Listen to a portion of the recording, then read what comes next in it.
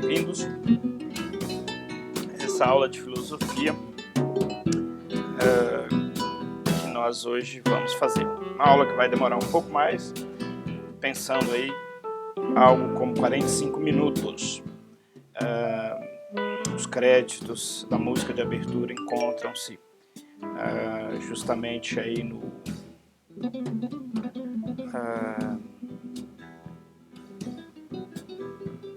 na descrição do vídeo. Eu sou o professor Cídio Lopes e sou professor de uma escola estatal pública de Minas Gerais e vou fazer aqui a primeira aula, então, nesse período, no contexto da pandemia. Eu já venho fazendo outras aulas, como vocês podem ver neste canal aqui de YouTube, Professor de Filosofia. Eu hoje vou fazer uma aula efetivamente o mais próximo de uma aula presencial, portanto ela vai demorar muito mais do que as demais. Eu tinha feito pequenos vídeos de 3 minutos e aqui o meu compromisso será atender justamente essas demandas que nós estamos tendo no período de pandemia. Pensando aqui em manter o contato com um grupo de alunos específicos do ensino médio para quem eu dou aula. Não vou mencionar o nome da escola, porque, como vocês vão compreender, são questões muito complexas que a gente ainda não conhece e estamos conhecendo do ponto de vista de como fazer essas aulas acontecerem sem cometer questões de ordens legais. Então a minha preocupação tem sido esta, né? Por isso que eu não vou aqui mencionar nome de escola específica, até depois saber se eu posso fazer isso. Para você, aluno, seja muito bem-vindo mais uma vez. Para vocês, para os pais também que queiram assistir às aulas, sejam muito bem-vindos. Acho que vai ser uma oportunidade única para isso acontecer, né? Aqui na parte de baixo você tem um e-mail meu profissional, que por enquanto fica aqui, até eu depois verificar e-mails institucionais para que vocês possam também se comunicar comigo. E terão outros meios que, enfim, nós vamos aprendendo juntos a fazer uso das ferramentas do Estado, que o Estado oferece, etc. Esta aula é uma aula complementar à que o Estado vai oferecer. Num primeiro momento, no que consta no site, vai estar aqui na descrição do vídeo, não temos esta opção lá no site. Na verdade, eu vou mostrar aqui, em momento oportuno, justamente no site, o que nós temos no site, e lá no site não menciona o conteúdo de filosofia, por isso que eu tomei a iniciativa de fazer para aqueles alunos para quem eu dou aula, esta videoaula, e vou fazer cumprindo tudo que está prescrito no roteiro, né, de aulas. Eu vou apresentar para vocês o conteúdo que estão sendo, que o Estado apresenta, e portanto nós temos, enquanto professores, que acompanhar, fazer as aulas acontecerem segundo esses temas.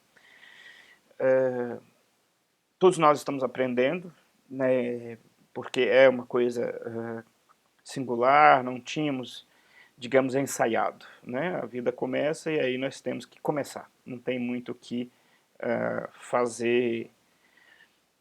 Certamente poderemos cometer erros e tudo mais, mas eu peço sempre que tenhamos esse carinho e essa paciência com todos nós, né? Com você, aluno, comigo, professor, com os meus chefes hierárquicos, né? Diretor de escola, com aqueles que trabalham com a gente em colegiado, que são os coordenadores.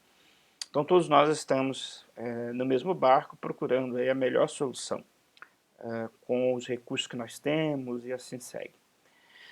Pois bem, feita essa introdução, eu vou comentar com vocês, vou apresentar a vocês justamente o que o Estado nos apresenta como roteiro geral, né? Temos o site e temos também já o roteiro específico. Eu já vou entrar direto no meu roteiro, na minha disciplina. Vou então passar a essa parte, muda aqui um pouco a cena e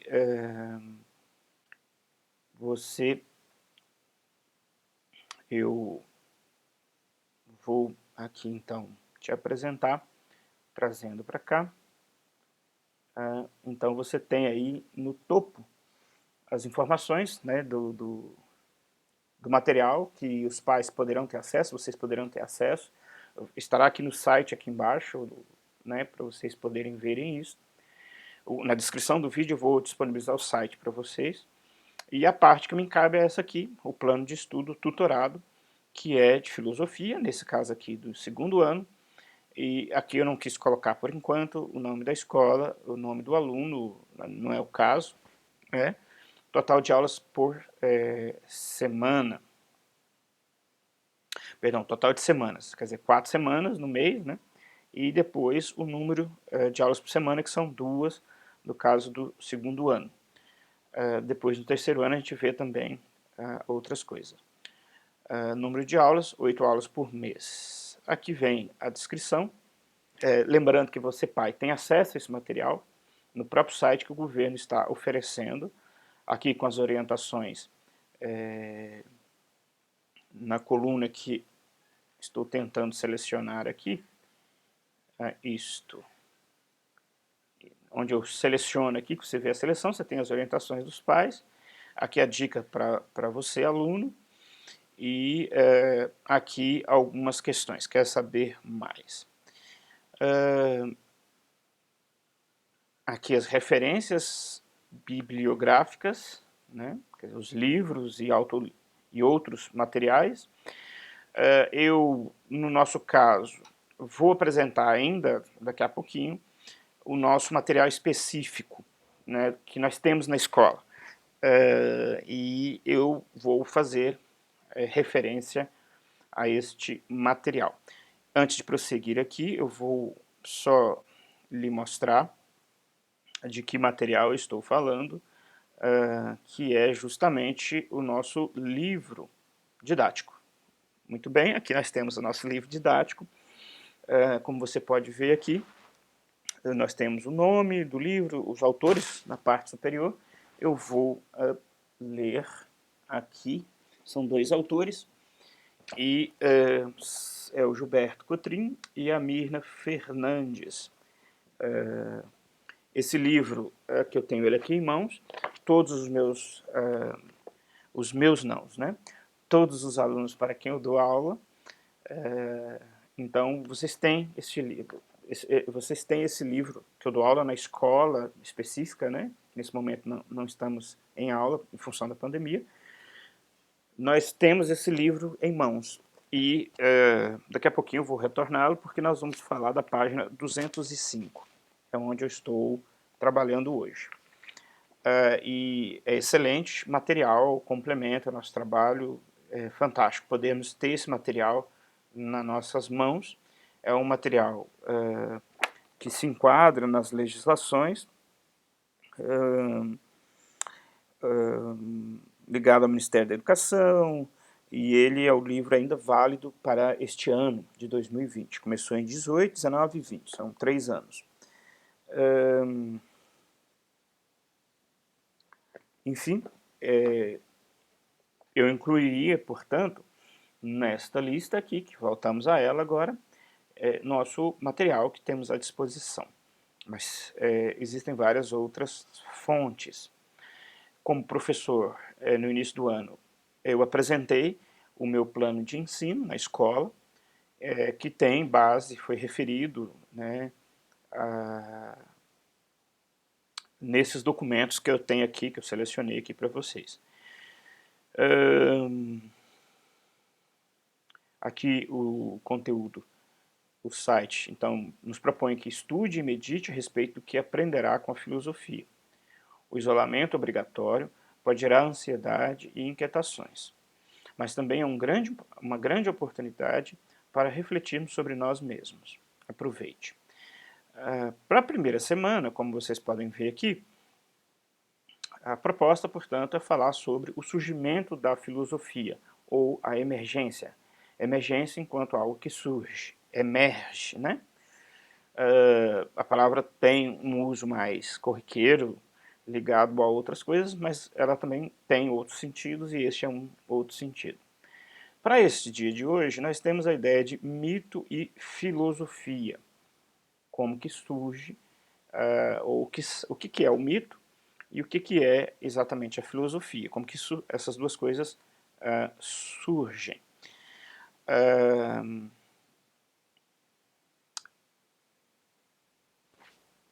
Se pretende, então, exercitar as habilidades, né, nessa aula de hoje, que é contextualizar o surgimento da filosofia, caracterizar o filosofar como experiência existencial.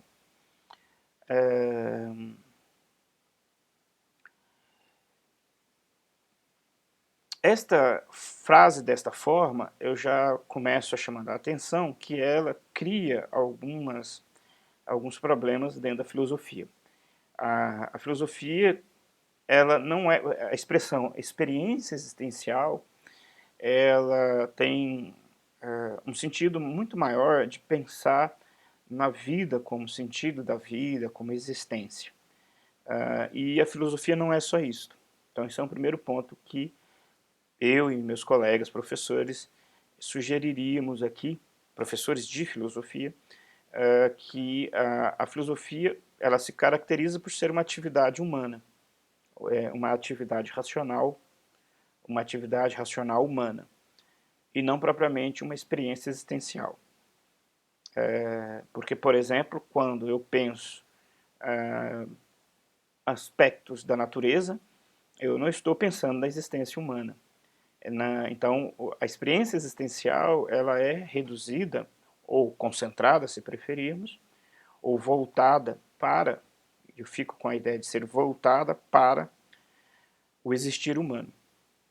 E isso, logo no início da filosofia, nós vamos ver que acontece esse fenômeno. Num primeiro momento, a filosofia se concentra em fazer perguntas sobre a natureza, o que é a realidade.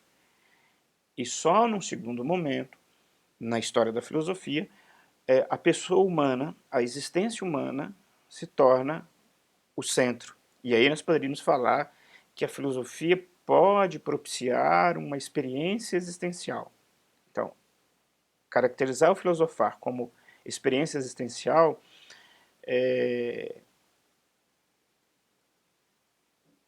eu discordo dessa afirmação aqui, no contexto do ensino de filosofia, e eu substituo essa fala como caracterizar a filosofia como uma atividade racional da racionalidade humana. Fica melhor. E não cria problemas conceituais com a própria história da filosofia. Depois, relacionar mito e filosofia, que é o que nós vamos fazer utilizando o nosso livro aqui, de uso didático na sala de aula. Conteúdos relacionados à ruptura ou continuidade entre o mito e filosofia, nós vamos ver isso aqui no livro daqui a pouquinho. Há uma lógica no mito, vamos começar a ver hoje e vamos estender talvez por outras aulas para não ficar muito extenso. O pensamento dos homens primitivos é infantil? O pensamento dos homens primitivos são infantil? O pensamento do homem primitivo é infantil? O português correto seria esse. Os mitos ainda estão presentes nas sociedades contemporâneas?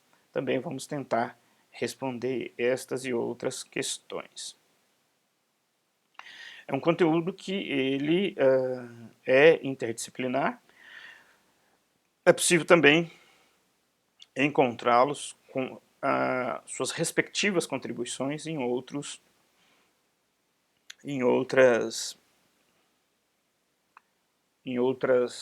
como é que eu diria, em outras disciplinas, né?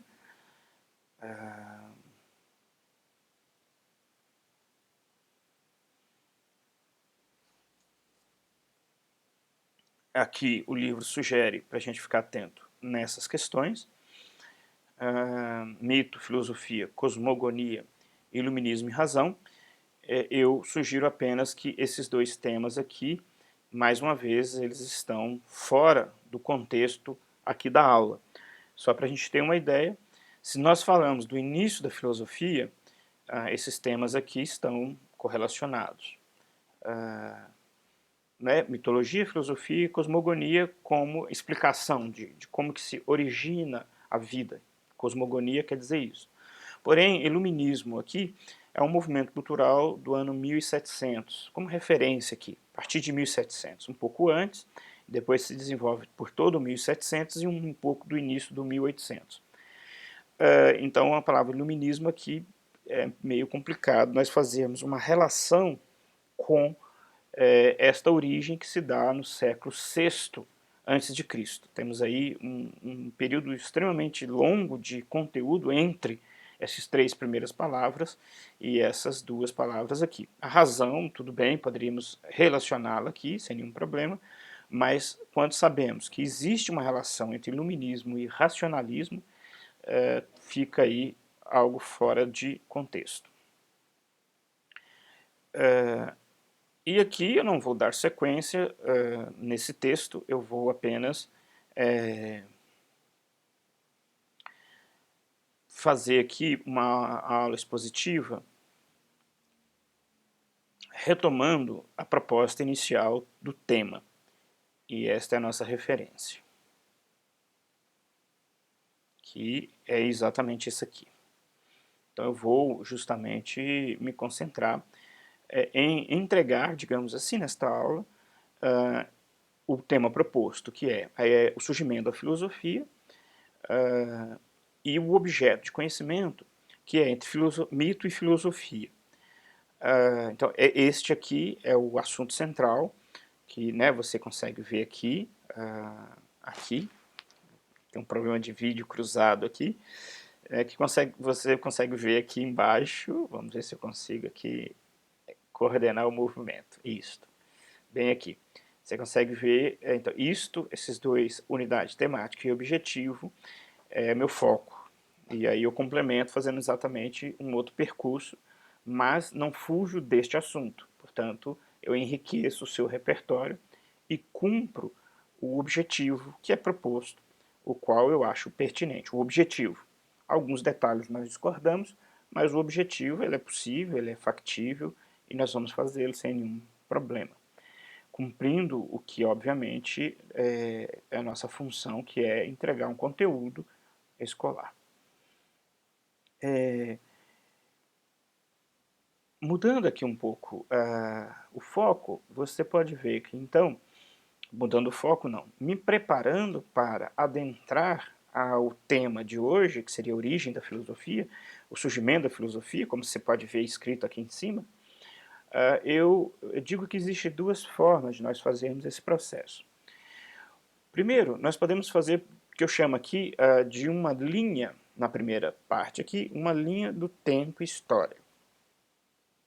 Inicialmente, a proposta que é apresentada para esse processo tutorado, quando o desenvolvimento do conteúdo, que eu mostrei para vocês agora, que vocês têm acesso ao site do governo, se optou ir direto ao tema, ao assunto, melhor dizendo, né, o seu surgimento histórico. Depois, os exercícios tentam aí fazer uma correlação desse processo. Então, essa é uma abordagem, né? Você, então, passar direto à linha do tempo. E eu chego dizendo para vocês que filosofia, conceituo filosofia, etc, etc. Isso é um procedimento dentro da abordagem. A segunda forma é a temática. Então, ao invés de eu ir lá na antiguidade e pegar um texto do Platão, eu faço um processo diferente. Eu pego um tema que é presente hoje para você, faço você perceber esse tema e depois eu pego o Platão e falo, olha como é que o Platão falou dele.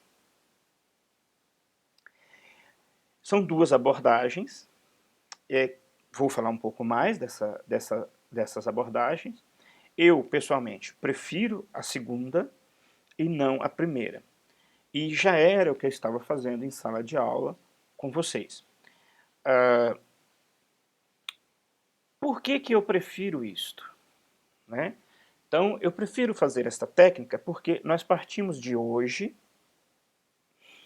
depois nós vamos ao passado e depois nós retornamos ao presente. Né? Eu tenho aqui um problema do vídeo, mas vamos seguir as setas aqui do... Né? Ele faz isso e isto. Né? Enfim, ele... Não importa, a ideia principal é que nós partimos de hoje, visitamos o passado e voltamos para o presente. Eu vou mostrar uma outra fórmula aqui que nos auxilia a compreender esse negócio de passado e presente. Então, supomos não, todos nós estamos no hoje. E aí quando nós vamos pensar os temas, nós retornamos os temas no passado. E depois nós voltamos novamente para o presente. Mas antes de fazermos esse processo, antes de irmos para o passado, nós fazemos... primeiro nós olhamos para nós mesmos, que é ver. E depois nós vamos ver lá no passado. Depois então que a gente pega o passado, a gente retorna para refletir esse passado. E aí nós voltamos para o presente, que é a ideia de o que eu vou fazer aqui. A amizade e a felicidade foram as aulas que eu comecei a me dedicar a falar com vocês no início do ano. Por que eu queria fazer isso? Porque eu queria que vocês observassem vocês primeiro, observassem a nossa relação, aluno, professor, colegas, e a partir disto identificássemos, então, neste ver, os assuntos que são os mais estratégicos. Eu destaquei muito a importância da amizade, eu destaquei muito o valor do prazer em fazer uma atividade, e depois passamos a visitar o passado. Eu fiz isso, e isso é a opção deste livro que nós estamos usando. Então não é só uma opção minha, professor, é a opção do livro também, que se dedica exatamente a falar na primeira unidade, filosofar e viver. E ele se dedica bastante em pegar cenas do nosso cotidiano e depois ele caminha para ver como é que o Platão falou disto, como é que o Sócrates falou disto. Quando eu descubro, então, que um tema que hoje é muito importante para mim foi dito por alguém há tanto tempo atrás, eu vou lá e devoro aquela informação de um jeito extraordinário, porque ela fala comigo hoje diretamente. Então isso é uma estratégia para que você, enquanto estudante, consiga compreender para que eu estou estudando Platão, Sócrates. Isso é fantástico, é prazeroso. Ainda nessas ideias aqui vestibular, né, quer dizer, ainda não entrando no conteúdo propriamente, eu mostro uma outra figura. Nós temos aqui a ideia de ver, portanto, ver é me ver primeiro, e aí eu me desloco no passado para ver como que isso era visto lá, e quando eu encontro o que Platão disse, eu automaticamente volto para a ideia de refletir. Olha, Platão disse isso, isso e isso, como já está aqui em aulas prontas. Já tem aulas sobre Platão prontas, porque eu estava fazendo as aulas seguindo exatamente o nosso livro e seguindo aquele roteiro que inicialmente combinamos no início do ano. Surge a novidade, vamos tocar a vida com a novidade. Então, quando eu encontro Platão, aí eu encontro Aristóteles, que diz, olha, nós precisamos procurar o meio termo. A felicidade vale quando eu penso, porque isso é a melhor coisa que nós humanos podemos fazer. Então, para Aristóteles, ser feliz é exatamente uma vida que eu consiga pensar. Pensar a vida, pensar as coisas, mas fazer esse exercício de contemplação. Então, veja bem, eu vejo o passado, volto imediatamente e reflito, olha que legal, Aristóteles, Platão pensou isso, Sócrates pensou aquilo. Lembrando que é Sócrates, Platão e Aristóteles, a ordem cronológica. Então eu estou refletindo. Ao refletir eu passo para um passo seguinte, que é o presente, novamente. E esse presente, ele também me orienta em o que eu vou fazer no futuro. Então, descubro que felicidade é algo muito importante na vida. Eu penso nisto, eu me dou conta que em momentos eu posso ser feliz e como que é gostoso. Eu me dou conta que realmente, quando eu estou com um amigo, eu gosto de estar com ele. Então eu vou fazendo essa reflexão e aí eu volto ao presente do professor de filosofia que diz, olha, para você gostar de filosofia e para ela ser interessante na sua vida, você tem que conectar isto que você está sentindo em geral com isto. E aí nós propomos todo um caminhozinho para você então falar assim, ah, então esses caras falavam da mesma coisa que eu estou sentindo hoje. E aí você começa a estudar o conteúdo de um jeito diferente, muito gostoso. E aí você se coloca no presente. E vamos ver tanta coisa que vai dizer, olha, a felicidade não é, por exemplo, exageros. A felicidade é o meio termo, é o equilíbrio. E a partir disso você orienta a sua vida. Não só para a filosofia, mas ser feliz, a gente conversa em filosofia, mas ser feliz é para todo mundo ser feliz, não é só para estudar filosofia de jeito nenhum. E isso orienta a sua vida para frente. Por exemplo, sua vida profissional, sua escolha profissional. Perfeito? Mais uma slide aqui, mais um slide. Eu costumo dizer que então nós partimos do presente, coloquei esse eu no meio, como vocês podem ver. Voltamos ao passado para examinar a história da humanidade, a história do que é sermos pessoas, sermos gente. Depois nós voltamos para o presente. Só que veja, um eu jamais turbinado, um eu maior, né? Porque eu começo pensando sobre felicidade, vejo a história da felicidade, e isso me faz alguém agora que perceba o que é a felicidade. Então eu já não sou mais aquele eu que começou o início do ano. Espero que, em termos de informação, eu consiga ter um repertório maior, e é claro que a gente espera que essa informação se transforme segundo o seu juízo pessoal, as suas opções, se transformem você em alguém mais feliz. É um voto, é um interesse, é o desejo do professor, é o desejo dos pais, é o desejo nosso mesmo. E nós, então, vamos para o futuro. Muito bem, então a minha opção, ela, portanto, ela passa, portanto, por fazer esta abordagem que efetivamente é um pouco diferente de irmos direto ao texto. E já entrando agora no texto Mito e Razão, eu vou aqui apresentar o nosso livro mesmo, né, que nós temos como sugestão para hoje, que é o tema do nosso roteiro. Eu vou aumentar aqui e vou diminuir um pouco a minha imagem e vou passar a trabalhar com o texto que está então no livro, na página, vou mostrar aqui a página, na página 205.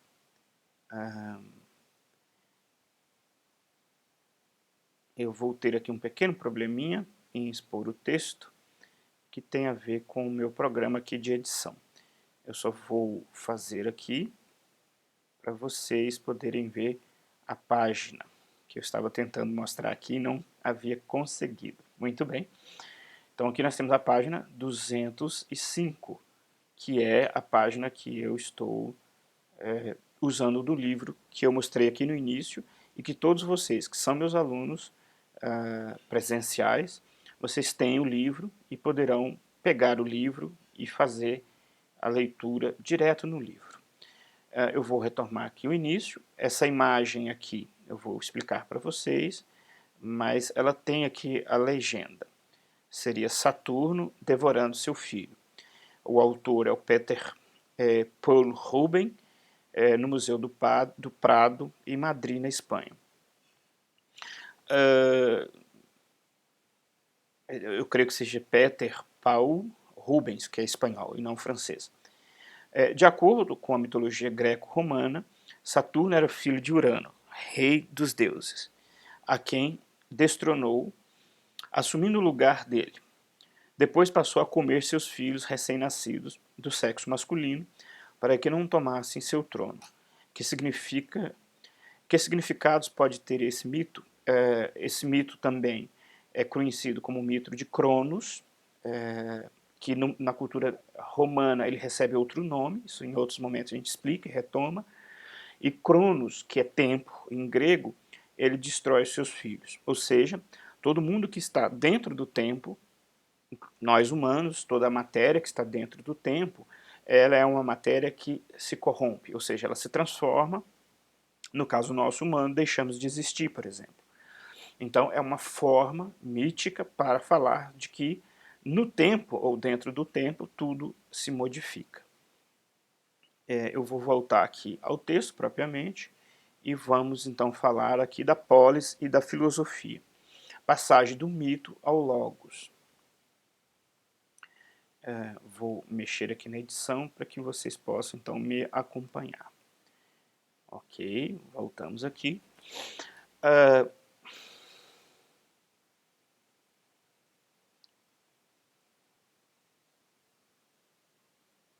Muito bem, continuando aqui, fiz uma pequena pausa. Eu vou então aqui ler o texto especificamente para tratar do tema desta aula. Nós temos então, deixe eu diminuir aqui esta minha imagem. Na história do pensamento ocidental, a filosofia nasceu na Grécia entre os séculos 7 e 6 a.C., promovendo a passagem do saber mítico, que é alegórico, aí, né, na disciplina de português, alegoria e outras formas de narrativa, vocês estão, obviamente, aprendendo, ao pensamento racional, que é o logos. Essa passagem ocorreu durante longo processo histórico, então é muito importante ficarmos atentos que é um processo longo, de 200 a 300 anos. Então, lá no texto anterior que vocês têm, eu, por exemplo, discordo, porque lá, se não me engano, vamos voltar ao texto e aí eu vejo com vocês. Fala em ruptura. Aqui, ó, conteúdos relacionados. Há ruptura ou continuidade entre mito e filosofia, mas ainda não era essa parte não. Eu creio que seja um pouco adiante, que fala em uma nova ordem. Então, por exemplo, aqui, ó, o nascimento da filosofia pode ser entendido como o surgimento de uma nova ordem do pensamento, complementar ao mito. Então, eu não gostei da expressão aqui, nova ordem, porque isso, nos nossos dias, isso tem um significado que eu, pessoalmente, não aprecio, porque dá uma ideia de ruptura. Obviamente que essa ideia de ruptura pode estar mais ligada à minha percepção e não ao que o texto quis dizer. Mas eu gosto da ideia, voltando aqui então ao texto, eu gosto mais da ideia desse processo que o livro de vocês apresenta. Essa passagem ocorreu durante um longo processo histórico, sem um rompimento brusco e imediato, com formas de conhecimento utilizadas no passado.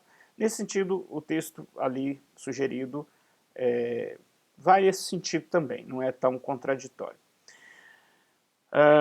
Como vimos aqui no capítulo 6, no caso nós não estamos vendo, durante muito tempo, no capítulo 6, só para a gente ficar aqui, fala sobre a busca da realidade essencial, nós e o mundo, que é a investigação dos primeiros filósofos. Deixemos isso lá, continuemos aqui. Durante muito tempo, os primeiros filósofos gregos compartilharam de crenças míticas, enquanto desenvolviam o conhecimento racional que caracterizaria a filosofia. Então, houve aí as duas coisas ao mesmo tempo. Essa transição do mito à razão significa precisamente que já havia, de um lado, uma lógica do mito e que, de outro lado, na filosófica, na realidade filosófica, ainda está incluído o poder do legendário. Esse moço aí, o Châtelet, é um grande historiador da filosofia, como cita aí o livro. Conforme analisa o historiador francês Pierre Grimald em A Mitologia Grega.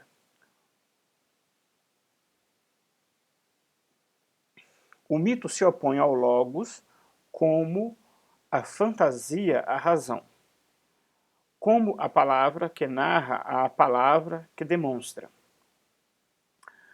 Logos e mito são as duas metades da linguagem, duas funções igualmente fundamentais da vida do espírito. O logos, sendo uma argumentação, pretende convencer. O logos é verdadeiro no caso de ser justo e conforme à lógica. É falso quando dissimula alguma burla secreta, é um sofisma. Mas o mito tem, por finalidade, apenas a si mesmo. Acredita-se ou não nele, conforme a própria vontade, mediante um ato de fé, caso pareça belo ou verossímil, ou simplesmente porque se quer acreditar. O mito, assim, atrai em torno de si toda a parcela do irracional existente no pensamento humano. Por sua própria natureza, é aparentado a arte em todas as suas criações. O que eu destaco fundamentalmente desse texto é a ideia de que a razão ela não substitui o mito, ou que o mito é, digamos assim, aqui eu preciso colocar no centro para vocês conseguirem ver. Vou diminuir um pouco para que eu consiga enquadrar todo o texto que eu fiz a leitura agora. Aqui. Então, o que nós podemos ver nesse texto aqui é exatamente um argumento, e você que está com o livro em mãos pode continuar a ler, é a ideia de que o mito, na verdade, se ele tem uma origem anterior à filosofia, ele não substitui a filosofia. Durante um certo tempo, nós aprendemos, até mesmo na formação em filosofia, que é como se o mito existisse, e aí depois a filosofia chega e ele deixa de existir. O texto aqui, e o próprio texto do livro acima, chama a atenção que, na verdade, se trata de duas dimensões que estão dentro de nós. Em outros momentos, a gente pode retomar essa questão, exemplificando de várias formas. Como que dentro de nós, sim, existe uma dinâmica que está ligada aos sentimentos, aos sentidos, e como há dentro de nós, do mesmo jeito, uma dinâmica que está ligada ao racional. Então essas duas dinâmicas, na verdade, elas continuam existindo. O que o texto aqui está narrando, e para nós é importante, é que nesse período surge uma outra forma de produção de conhecimento. E essa outra forma nos ajuda a construir e a todo o mundo que nós temos, que é baseado nesta dimensão racional. Então, nesse sentido, nós podemos fazer uma longa linha que conecta o surgimento dessa razão e o jeito específico dela funcionar com os nossos dias. Mas isso não quer dizer que esse outro aspecto que produziu a mitologia grega deixou de existir. Esse outro aspecto continua existindo. Então, hoje em dia, nós podemos falar que nós, enquanto pessoas, temos uma dimensão ligada ao lúdico, à fantasia, às artes, que tem aí também as emoções, mas também nós temos o aspecto racional e lógico. E essas duas realidades continuam existindo. O fato é que hoje a realidade nossa que nos cerca tem muito mais frutos desta racionalidade. Ou existe uma quantidade enorme de objetos frutos da razão. O computador que nós estamos usando, a disposição da cidade, as construções, as edificações, tudo isso se serve de conhecimento racional, de conhecimento matemático, e, no nosso caso, ocidentais, isso tem relação com uma longa tradição que a gente chama de racional. de maneira que essas duas realidades se perpassam com muita frequência, e nunca uma isola a outra. Continuando no texto, a força da mensagem dos mitos reside, portanto, na capacidade que eles têm de sensibilizar estruturas profundas, inconscientes do psiquismo humano. Então, vamos conhecer um pouco da mitologia grega. O texto vai apresentar um pouco mais da mitologia grega, não vou fazer isso nessa aula, farei na próxima aula. E exatamente vai demonstrar para nós por que apesar da mitologia grega ter sido algo, né, que tem a sua origem lá pelo século VII, 6 antes de Cristo, por que esse conhecimento, que não é um conhecimento propriamente racional, ele ainda se faz presente no nosso psiquismo hoje? No início da aula eu falava de felicidade, de emoções. Então toda essa dimensão que nos constitui, elas têm uma dinâmica de funcionamento a qual o mito, e por isso ele perdura até os nossos dias, e por outros fatores, mas esse é um dos fatores, o mito ele ainda fala para nós alguma coisa desta dinâmica do psiquismo. E é por isso, então, que é importante falarmos de deuses gregos, né, com seus nomes, heróis, semideuses, e todo um conjunto de figuras. E essas figuras, elas pretendem explicar como que é o mundo. E depois nós vamos ver isso, como é que isso se relaciona com o tema. Para a aula de hoje, o fundamental, então, é compreendermos que, num dado momento, a filosofia surge relacionando-se justamente com a ideia de um saber mítico. E esse saber mítico, dizendo por fim, ele é um saber que procurava dar explicações para as coisas da realidade a partir do psiquismo humano. Isso é muito importante. E que a filosofia vai começar a fazer algumas diferenciações nisso. O psiquismo humano continua com certas necessidades, e portanto esses mitos falam ainda para nós, mas a novidade é que agora a gente pode ter também uma outra explicação da realidade. E essa outra explicação da realidade é que constrói, depois de milhares de anos, portanto mais de 2000 e tantos anos, tudo que a gente conhece das ciências contemporâneas. E a origem está exatamente aqui, e nós vamos retomar para explicar, aprofundar um pouco mais esse surgimento. Para hoje fica muito evidente que existia um saber mítico, alegórico, que era muito fiel às dinâmicas do interior da nossa cabeça, portanto do psiquismo.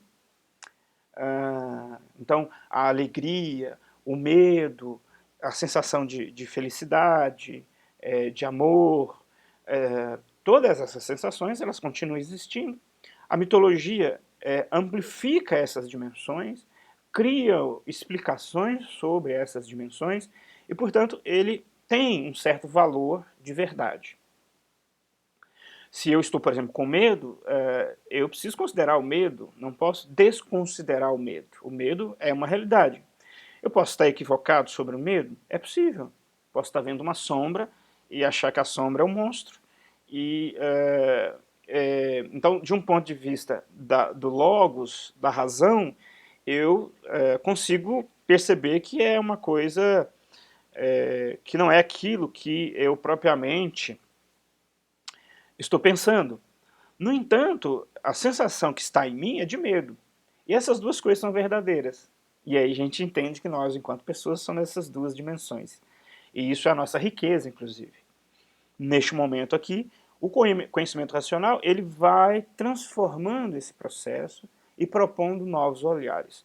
Esse processo é lento, demora, mas ele vai acontecendo e surge, portanto, esse aspecto de indagação sobre a realidade feito não a partir destas sensações espontâneas, mas uma indagação feita a partir da razão.